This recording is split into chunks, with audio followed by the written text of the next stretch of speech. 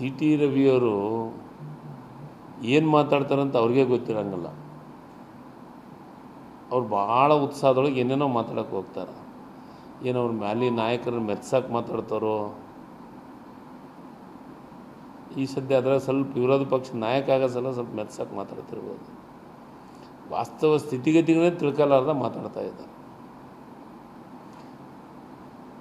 ಒಂದು 2-3 ವಿಚಾರವನ್ನು ಪ್ರಸ್ತಾಪ ಮಾಡಿದ್ರೆ ನನಗೂ ಅನ್ನಿಸ್ತು, ಮ್ಯಾಲಿ ನಾಯಕರ ಮೆಚ್ಚೋ ಸಲಾಗಿ ಅವ್ರು ಮಾತಾಡಕತ್ತಾರ ಅಂತ ಅನಿಸ್ತಿದೆ ಅಷ್ಟೇ. ಸಿಎಂ ಬದಲಾವಣೆ ಮಾಡಿದ್ದೇ ಆದರೆ ಲಿಂಗಾಯತ್ ಸಮುದಾಯದವರಿಗೆ ಅವಕಾಶ ಕೊಡಬೇಕು ಅಂತ ಒಂದು ಸರ್ ನಾನು ಯಾಕಂದರೆ ವೀರೇಂದ್ರ ಪಾಟೀಲ್ ಅವ್ರನ್ನ ಬಿಟ್ಟರೆ ಈ ಭಾಗದಲ್ಲಿ ಯಾರಿಗೂ ಮತ್ತೆ ನಾನು ಒಂದೇ ಮಾತು ಹೇಳ್ತೀನಿ.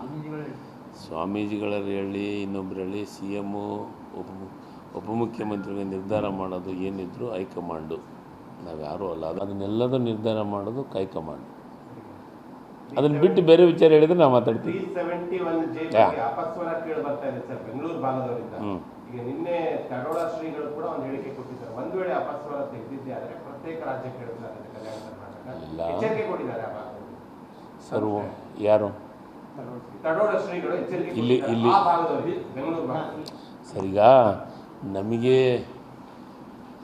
ಬೇರೆ ರಾಜ್ಯದಕ್ಕಿಂತ ಈಗ ನಿಜವಾಗಲೂ ಈ ಭಾಗದ ಜನರಿಗೆ ಸನ್ಮಾನ್ಯ ಮಲ್ಲಿಕಾರ್ಜುನ ಖರ್ಗೆ ಸಾಹೇಬರು ಕೇಂದ್ರದ ಮಂತ್ರಿ ಇದ್ದತ್ನಾಗ, UPA ಸರ್ಕಾರ ಇದ್ದತ್ನಾಗ ಈ ಭಾಗಕ್ಕೆ ಒಂದು ದೊಡ್ಡ ಕೊಡುಗೆಯನ್ನು ಕೊಟ್ಟಿದ್ದಾರೆ. Article 371J.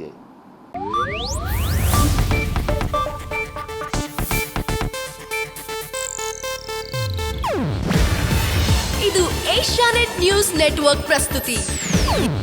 ನೀವು ನೋಡ್ತಿದ್ದೀರಾ ಏಷ್ಯಾನೆಟ್ ಸುವರ್ಣ ನ್ಯೂಸ್.